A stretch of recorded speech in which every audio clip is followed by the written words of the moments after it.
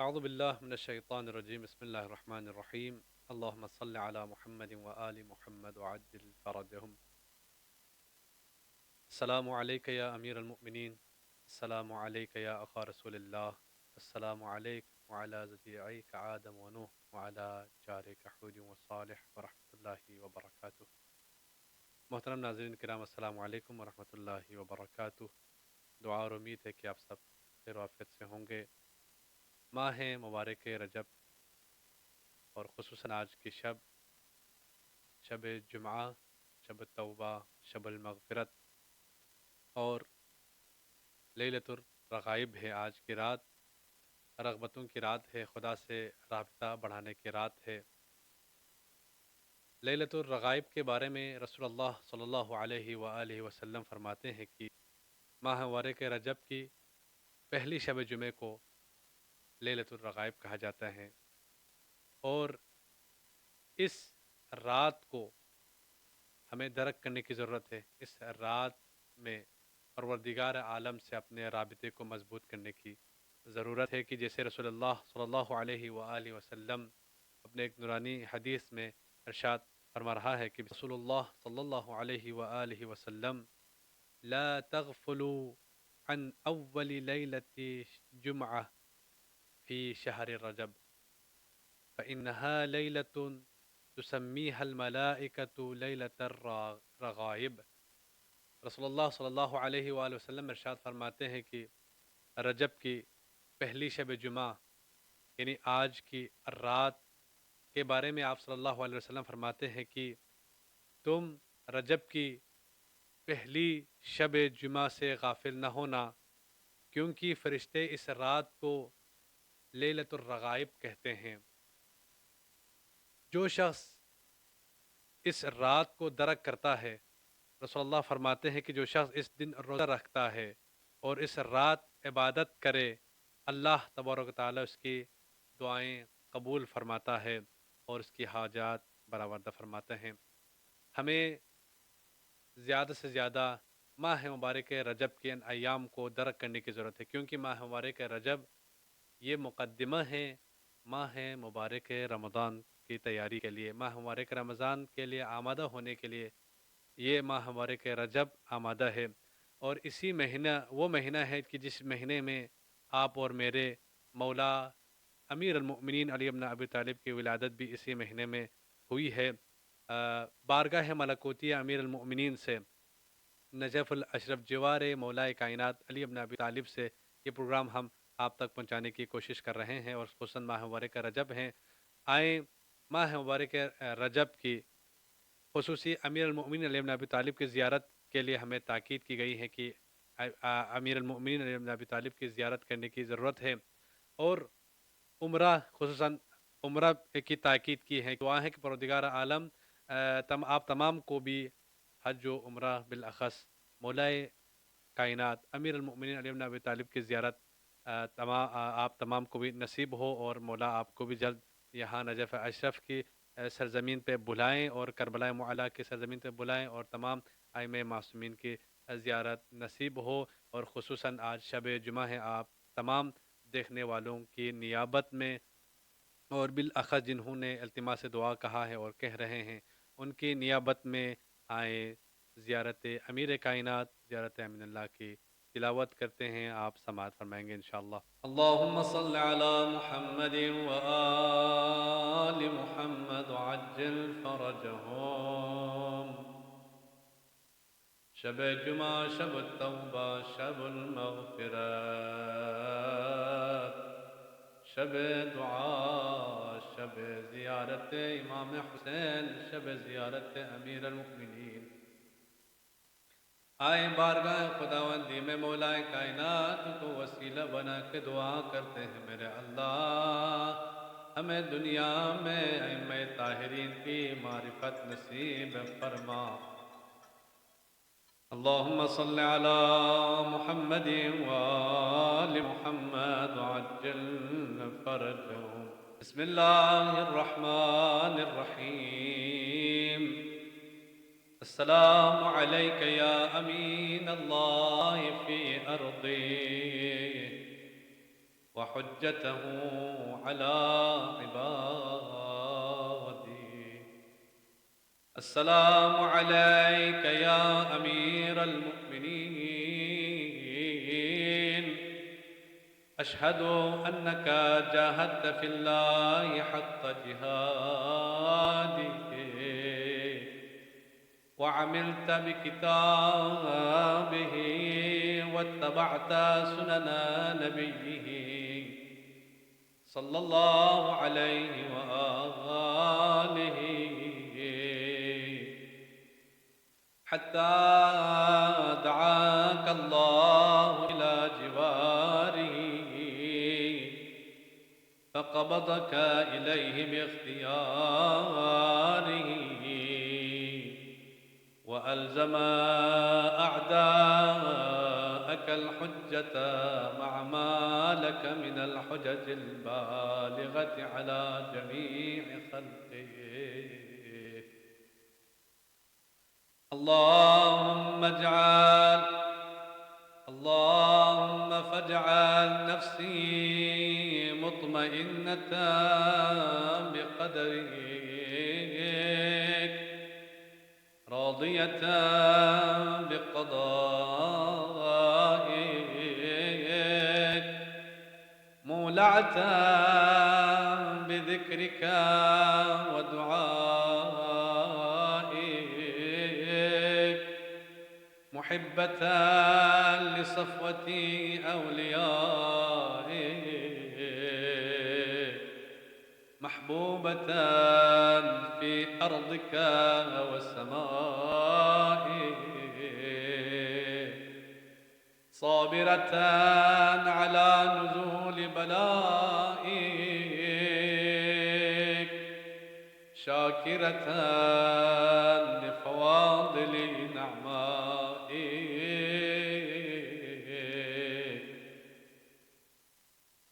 ذاكرة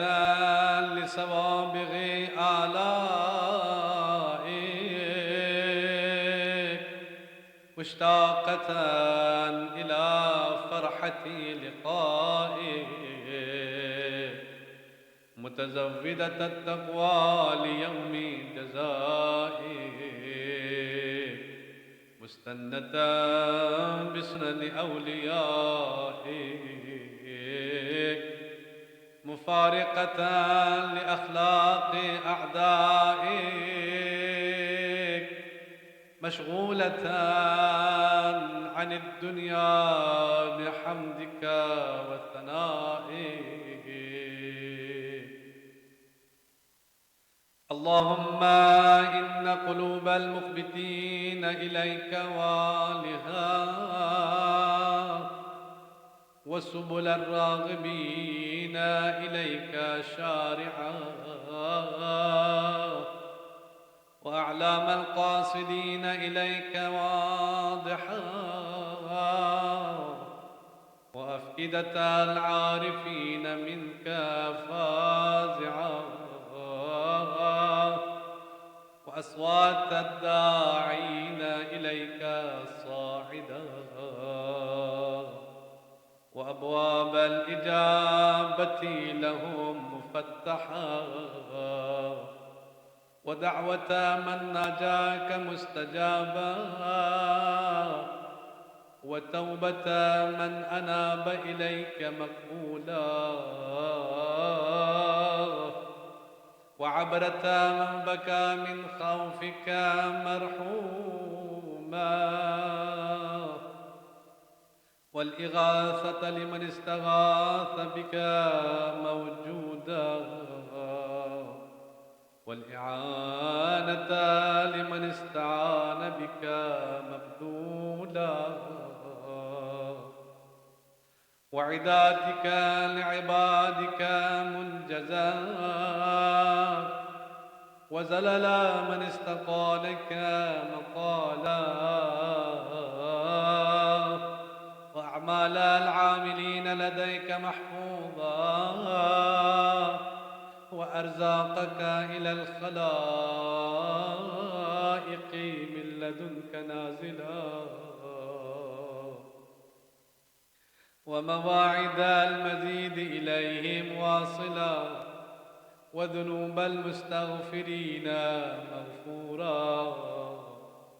وحوائج خلقك عندك مقضيا وجوائز السائلين عندك موفرا وعوائد المزيد متواترا ومواعد المستطعمين معدا ومناهل الظماء مترعا اللهم فاستجب دعائي میں قربان مولا امیر المؤمنین کے اس جملے پر آج شب جمعہ ہے، شب التوبہ ہے، شب المغفرت ہے، دعاؤں کی قبولیت کی رات ہے، یہی امیر کائنات ہے، دعائے کمیل کا جملہ ہے، کیا فرماتے ہیں یا سریع الرضا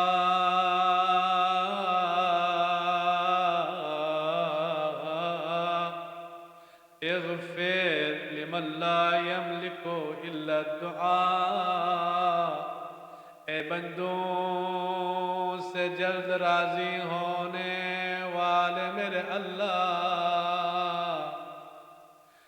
میرے پاس سوائے دعا کے اور کچھ نہیں ہے، میرے اللہ میری دعا کو قبول فرما، بالاخص جنہوں نے التماس دعا کہا ہے، عزیزوں ماہ رجب وہ مہینہ ہے جس میں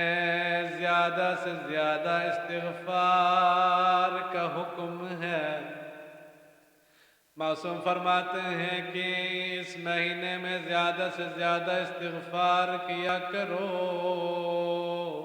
یہ مغفرت کا مہینہ ہے، یہ دعاؤں کا مہینہ ہے۔ استغفر اللہ واسألہ التوبہ، استغفر اللہ واتوب الیہ، میرے اللہ ہم گنہگار ہیں، ہم خطا کار ہیں، ہمارے گناہوں کو نہ دیکھ تجھے واسطہ امیر کائنات کے صدقے میں ہمارے گناہوں کو معاف فرما۔ میرے اللہ شب جمعہ ہے، شب مغفرت ہے، جن کے عزیز و اقارب دنیا سے چلے گئے ہیں، جن کے مرحومین کے لیے دعاؤں کا التماس ہے، میرے اللہ ہم سب کے مرحومین کی مغفرت فرما، ان کے گناہان صغیرہ کبیرہ معاف فرما۔ اللہم فاستجب دعائی واقبل ثنائی واجمع بینی وبین اولیائی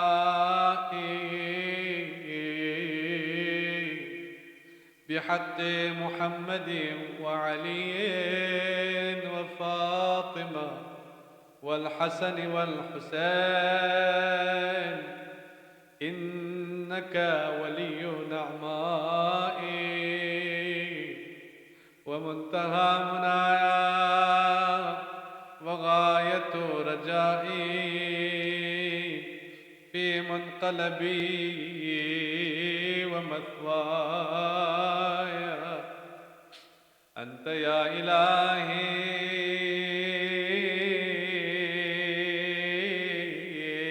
وسیدی ومولایا، اغفر لأولیائنا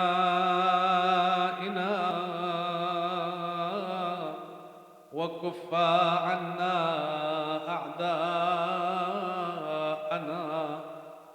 واشغلهم عن أذانا وأظهر كلمة الحق واجعلها العليا وأدحض كلمة الباطل واجعلها السفلى إنك على كل شيء قدير मेरे अल्लाह शब जुमा है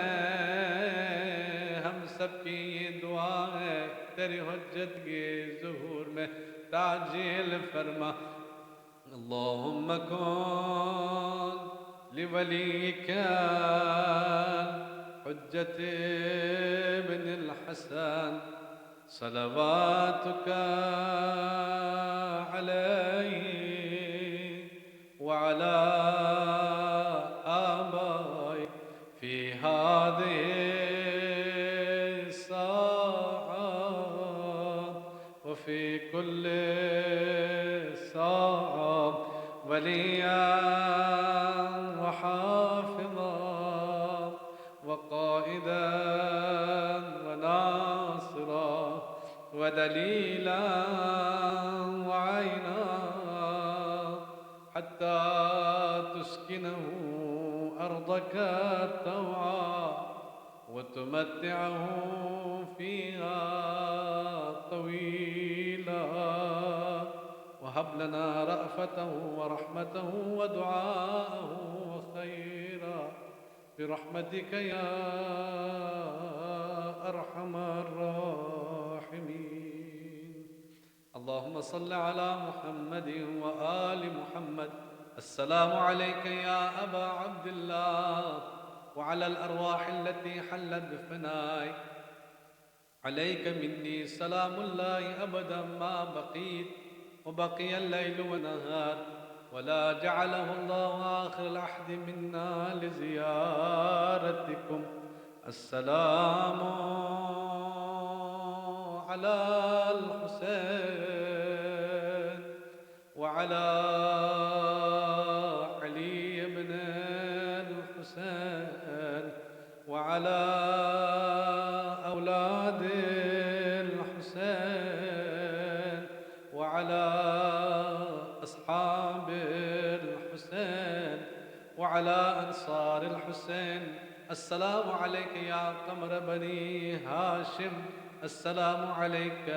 يا أبا الفضل العباس يا ابن أمير المؤمنين ورحمة الله وبركاته اللهم صل على محمد